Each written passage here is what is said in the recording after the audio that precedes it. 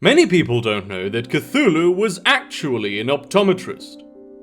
In H.P. Lovecraft's novel The Cthulhu Mythos, one of the most prominent characters is called Mr. Cthulhu. Though he operates mostly behind the scenes, attempting to foil the other characters' plans, the real-world inspiration for Mr. Cthulhu was actually an Austrian immigrant from Austria. This person was Dr. Carl Cthulhu, who treated H.P. Lovecraft's father, H.P. Baxter, who later went on to have a successful career as an electronic musician and marine life appraiser in Germany in the 1990s. Dr. Cthulhu was described by contemporaries as a force of nature and apparently had a magnetic personality. When he first arrived from Austria, Mr. Cthulhu was forced to moonlight as the high priest of an interdimensional deity for a few years, when he was getting his optometry business started. Like many immigrants, Dr. Cthulhu, the preeminent optometrist in the state of Rhode Island, was confused by the name of his state, as it was not, in fact, an island.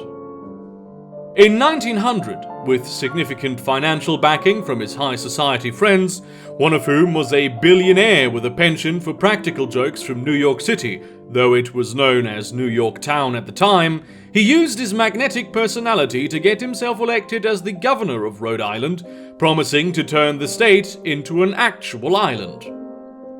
Working with Robert Bosch, founder of the Bosch Company, he developed a technique by which a trench could be dug around the border of the state that would be filled with seawater.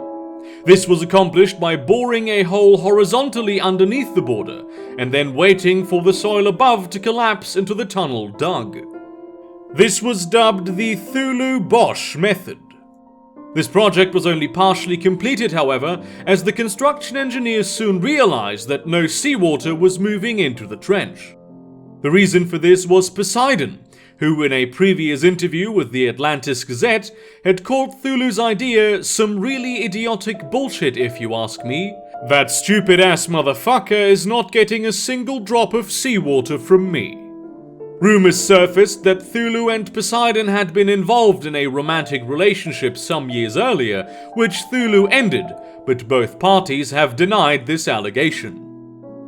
Cthulhu went so far as to sue Poseidon in the landmark case of Rhode Island versus literally the fucking ocean, wherein the claimants accused Poseidon of breaking the laws of physics by not allowing the water to flow into the trench as it ordinarily should have. Poseidon ended up winning the case, citing that physics did indeed work this way, and even presenting an advanced computer simulation, Kronos, who was also questioned as a character witness, provided from the future.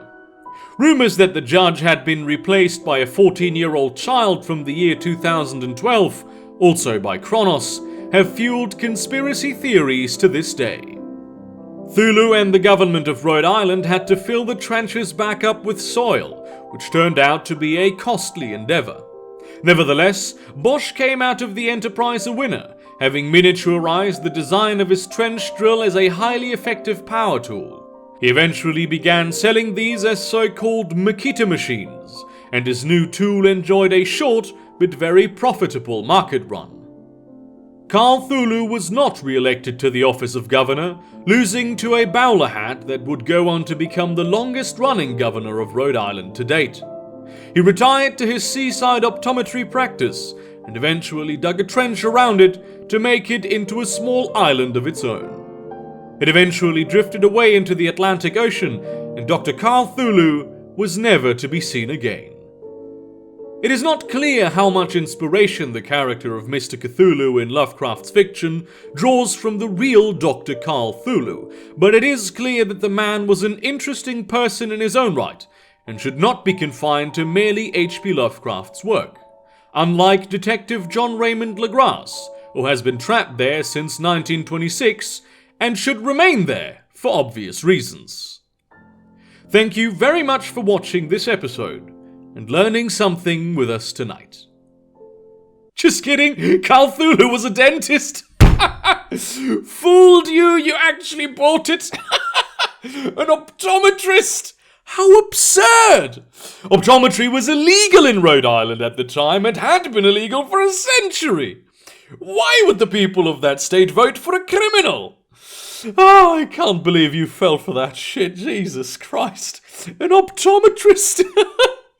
What's next? People drinking brown fizzy water. Oh my god, you people are fucking idiots.